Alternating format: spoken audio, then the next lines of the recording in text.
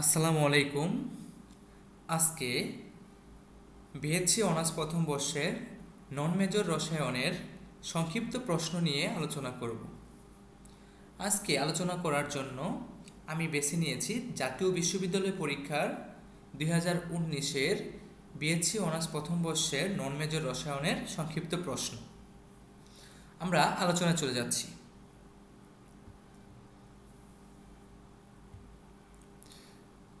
দেখো, ক নম্বরে আপেক্ষিক প্রমাণ বিচ্যুতি বলতে কি বোঝো, এই প্রশ্নটা দিয়েছে। আপেক্ষিক প্রমাণ বিচ্যুতি, প্রমাণ বিচ্যুতিকে গাণিতিক গড় দ্বারা ভাগ করলে যে ফল পাওয়া যায় তাকে আপেক্ষিক প্রমাণ বিচ্যুতি বলে। অর্থাৎ প্রমাণ বিচ্যুতিকে গাণিতিক গড় দ্বারা ভাগ করলেই যে ফলাফল তুমি পাবে সেটি হচ্ছে আপেক্ষিক প্রমাণ বিচ্যুতি। খ নম্বরে আসছে অরবিট কি। তোমরা একাদশ দ্বাদশ শ্রেণীতে পড়েছ, নিউক্লিয়াসের চারদিকে আবর্তনকারী ইলেকট্রনের পথই হচ্ছে অরবিট। অর্থাৎ নিউক্লিয়াসের চারদিকে ইলেকট্রনগুলি যেই পথে ঘূর্ণয়ন করে অথবা যেই পথে ঘুরে সেই পথটার নামই হলো অরবিট। এটাকে সংজ্ঞা আকারে ওরা লিখেছে নিউক্লিয়াসের চারদিকে আবর্তনকারী ইলেকট্রনের পথকে অরবিট বলে। খুব ইজি। গ নম্বরে ওনারা দিয়েছে আইসোটোপ। আইসোটোপ কাকে বলে? তোমরা অনেকে শিখেছ আইসোটোপ শেষে পি থাকলে প থাকলে প্রোটন সংখ্যা সমান, আইসোভার শেষে ব থাকলে বর সংখ্যা সমান, এরকমভাবে তোমরা পড়েছো। সুতরাং এখানে আছে আইসোটোপ, অর্থাৎ এর সংখ্যাটা হবে যেসব পরমাণুর প্রোটন সংখ্যা সমান কিন্তু ভর সংখ্যা ভিন্ন, সেসব পরমাণুকে পরস্পরের আইসোটোপ বলে। যেমন প্রোটিনিয়াম। দেখো, প্রোটিনিয়াম এবং ডিউটেরিয়াম, এখানে দেখো ওদের প্রোটন সংখ্যা, এই যে নিচের যে সংখ্যাটা আছে 1 এবং 1, দেখো প্রোটন সংখ্যা সমান কিন্তু উপরের সংখ্যাগুলোকে আমরা জানি বর সংখ্যা। এখানে দেখো 1 এবং ডিউটেরিয়ামের 2, অর্থাৎ এদের প্রোটন সংখ্যা সমান এবং বর সংখ্যা ভিন্ন এবং ওরা পরস্পরে আইসোটোপ। সুতরাং এখানে সংখ্যাটা খুবই ইজি, যেসব পরমাণুর প্রোটন সংখ্যা সমান কিন্তু বর সংখ্যা ভিন্ন সেসব পরমাণুকে পরস্পরে আইসোটোপ বলে। এবার আরেকটা প্রশ্ন আসছে এখানে, আধুনিক পর্যায় সূত্রটি লিখো। এটা তোমরা 19-এও পড়েছো, একাদশ দ্বাদশ শ্রেণীতেও পড়েছো। আধুনিক পর্যায় সূত্রটি হলো বিভিন্ন বিভিন্ন মৌলের ভৌত রাসায়নিক ধর্মবলী তাদের পারমাণবিক সংখ্যা বৃদ্ধির সাথে পর্যায়ক্রমে আবর্তিত হয়। অর্থাৎ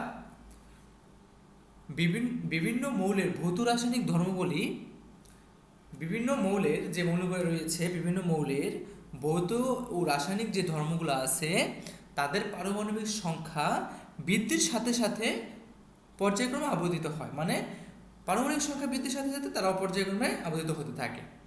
অতএব খুবই ইজি, এটা আমরা যেহেতু 19-এ পড়েছি, একাদশ দ্বাদশ শ্রেণীতে পড়েছি। তারপর দেখো এখানে NH4Cl অণুতে কী কী বন্ধন বিদ্যমান। এই যৌগটাতে কী কী বন্ধন বিদ্যমান সেটা বের করতে হলে আগে আমাদেরকে যৌগের অণুতে যে গঠনটা আছে সেটা লিখতে হবে। দেখো সুন্দর করে NH4Cl অণুতে গঠনটা দেখাইছে। কী করে দেখাইছে? NH3 মূলক দিয়ে এটা গঠিত হয়েছে, অর্থাৎ এবং Cl- দিয়ে। উক্ত গঠন অনুসারে, এই গঠনটার অনুসারে NH4Cl অণুতে 2টি আয়নিক বন্ধন, 3টি সমযোজী ও 1টি সন্নিবেশ বন্ধন বিদ্যমান। খুবই ইজি। এটাতে মোট 2টি 3টি 5টি 6টি বন্ধন আছে। কি কি বন্ধন আছে? এখানে 2টি আছে আয়নিক বন্ধন এই যৌগটাতে, এবং 3টি আছে সমযোজী বন্ধন, এবং 1টি আছে সন্নিবেশ বন্ধন। খুব ইজি। এবার দেখো নিচে K4 FeCN6 এর Fe জারণ সংখ্যা। আমরা জারণ সংখ্যা বের করতে পারি খুবই সহজ। দেখো আমরা Fe এর জারণ সংখ্যা বের করতে বলছে, এর জন্য আমরা এক্স Fe এর জারণ সংখ্যা ধরে নিয়েছি। হ্যাঁ, এবার যেখানে Feটা আছে সেটাকে আমরা এক্স ধরবো। দেখো আমরা জানি যে এখানে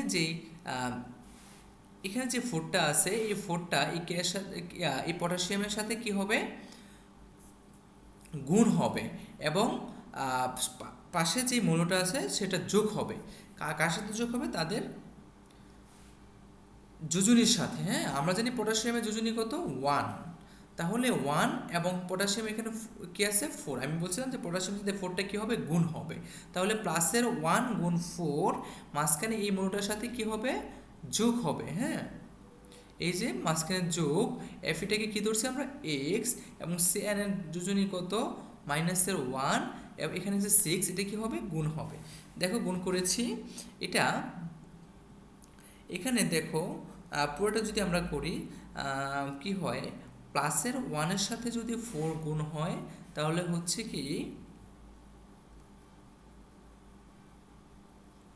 কি প্লাসের 4, এবং মাইনাসের 1-এর সাথে যদি 6 গুণ হয় তাহলে কি হচ্ছে? মাইনাসের যেহেতু মাইনাসের সাথে গুণ হয়েছে, এটা মাইনাসের 6 হয়ে যাবে, তাই না? আচ্ছা, এখন মাইনাসের 6-এর সাথে যদি এই আমরা প্লাসের এখানে 4 যোগ করে দেই তাহলে কি হয়? মাইনাসের 2 থাকে এবং মাঝখানে এক্সট্রা এক্সই থাকে, ইকুয়াল টু কত? 0। এই মাইনাসের 2টা যদি ওই পাশে যায় তাহলে কি হবে? প্লাসের হয়ে যাবে। সুতরাং এই যে এটা ওই পাশে গেছে, প্লাসের হয়ে গেছে।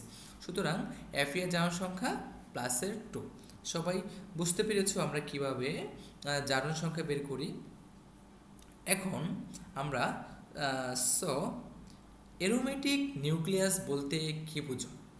অ্যারোমেটিক নিউক্লিয়াস, আমরা অ্যারোমেটিক যৌগ পড়েছি, আমরা এখন পড়ব অ্যারোমেটিক নিউক্লিয়াস। হ্যাঁ, অ্যারোমেটিক নিউক্লিয়াসটা হলো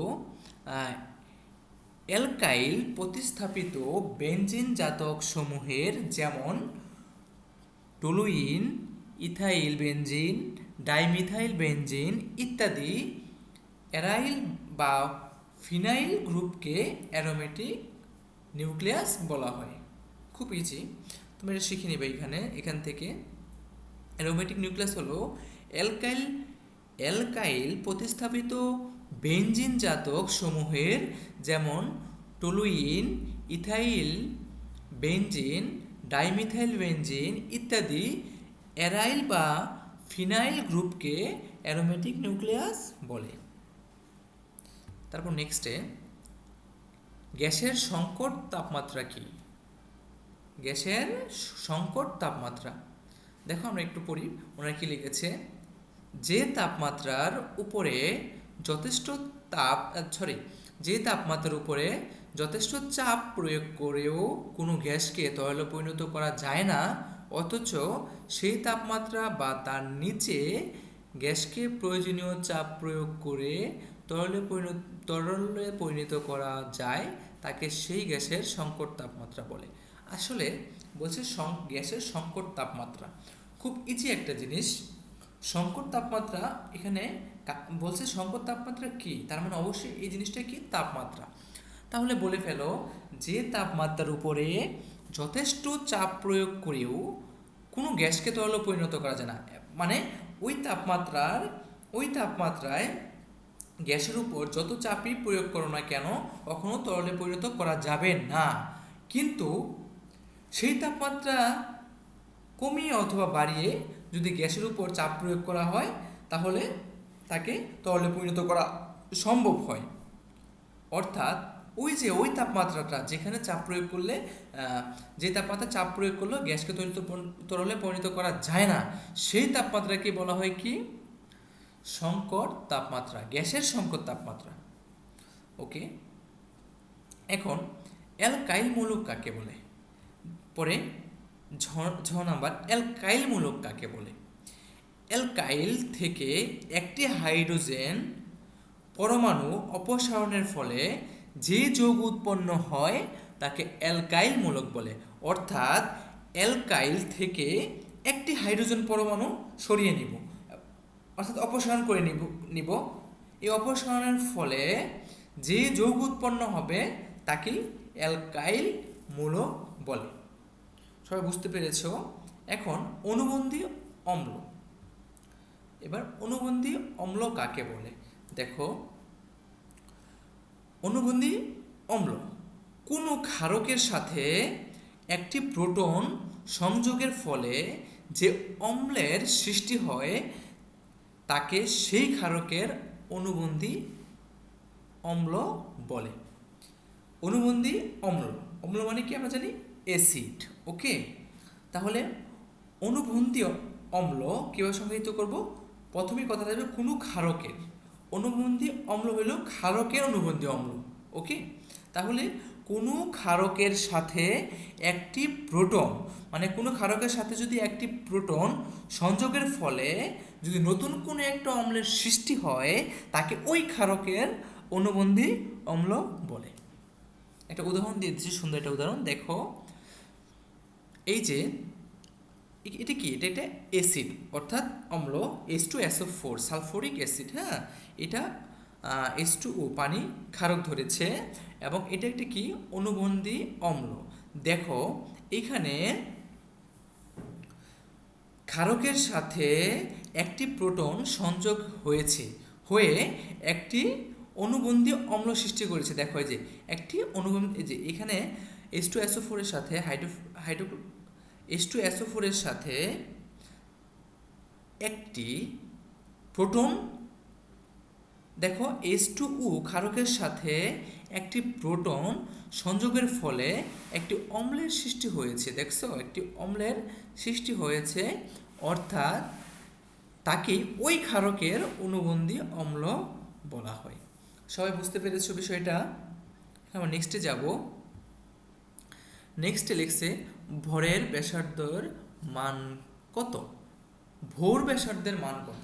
আচ্ছা, আমরা এটা পড়েছি, আগেও আমরা পড়েছি ভোর ব্যাসার্ধের সূত্র অনুসারে। ভোর ব্যাসার্ধের সূত্রের মধ্যে এইচ পরমাণুর প্রথম কক্ষপথে, আমরা যখন ভোর ব্যাসার্ধটা পড়েছি তখন ভোরের একটা ব্যাসার্ধের সূত্র আছে, ওই সূত্র অনুসারে এইচ পরমাণুর প্রথম কক্ষপথের ব্যাসার্ধের মান হলো 5 × 29 অ্যাংস্ট্রন। এটাকে অ্যাংস্ট্রন বলে।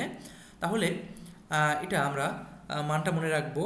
ভোর ব্যাসার্ধের সূত্র অনুসারে এইচ পরমাণুর প্রথম কক্ষপথের ব্যাসার্ধের মানই হলো 5.29 অ্যাংস্ট্রন। আচ্ছা, এখন বলছে এম কক্ষপথের অরবিটাল সংখ্যা কত? এম কক্ষপথের অরবিটাল সংখ্যা কয়টা হবে? 3টা হবে। হ্যাঁ, আমরা তো জানি অরবিটালের কক্ষপথে এম একটা সেল আছে। এখন বলছে এই সেলের অরবিটাল কয়টি? হ্যাঁ, অবশ্যই এম কক্ষপথের অরবিটাল হলো 3টি, মানে এম কক্ষপথের 3টি অরবিটাল বিদ্যমান। ওই 3টা কি আমরা জানি? sp_d। হ্যাঁ, sp_d। ডিয়ার স্টুডেন্ট, তোমরা আশা করি আমি যা এখন পড়িয়েছি, যা দেখিয়েছি সবগুলোই তোমরা মনোযোগ দিয়ে দেখেছো এবং শুনেছো। আশা করি এইগুলো তোমরা নোট করে রাখবে, তোমাদের সামনে পরীক্ষায় আসতে পারে। যারা এই ভিডিওটা দেখছো সবাই আমার চ্যানেলটা সাবস্ক্রাইব করে রাখবা, আমরা যাতে পরবর্তীতে এরকম আরও ভিডিও অনার্সের ক্লাস দিব, তোমরা যেন সেই ক্লাসগুলো সবার আগে পেয়ে যাও, এর জন্য নোটিফিকেশনটা অন করে রাখবা। এখানে শেষ করছি। আসসালামু আলাইকুম রহমতুল্লাহি ওয়া বারাকাতুহু।